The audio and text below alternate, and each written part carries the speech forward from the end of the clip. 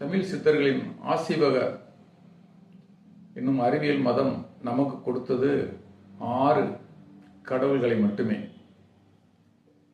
சிவன் முதலானவர், முருகன் இரண்டாவதானவர், அதற்கடுத்து ராவணன், அதற்கடுத்து இந்திரன், அதன் பிறகு கிருட்டிணன் என்னும் கருத்தினன், அதன் பிறகு திருமால் என்னும் பெருமாள்.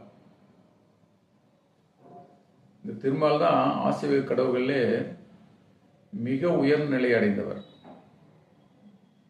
அதாவது தன்னுடைய உயிர்காந்த ஆற்றலை இந்த நெபுலா என்று வெடித்து சிதறிய பெருவெடிப்பு நிகழ்ந்த இடம் வரையிலும் சென்று பார்த்தவர். அதனால தான் அவருக்கு அடையாளமாக கழுகு, பருந்து வாகனமாக கொடுக்கப்பட்டது. இதெல்லாம் வரலாற்று கடத்தல்களின் அடையாளங்கள். பார்க்கடலில் பாம்பு படுக்கையில் படுத்திருப்பார். அவருடைய கண்கள் வானத்தை நோக்கி கொண்டிருக்கும்.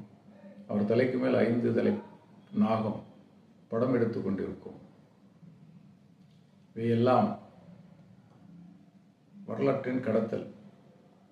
இந்த விண்ணுலகத்தை, விண்ணியலை, வானியலை மிக நுட்பமாக ஆராய்ந்து 4ஆம் தமிழ் சங்கத்தை அமைத்து நமக்கு பஞ்சாங்கத்தை வழங்கியவர், நீர் மேலாண்மையை மிக துல்லியமாக செய்து கொடுத்தவர் என்பது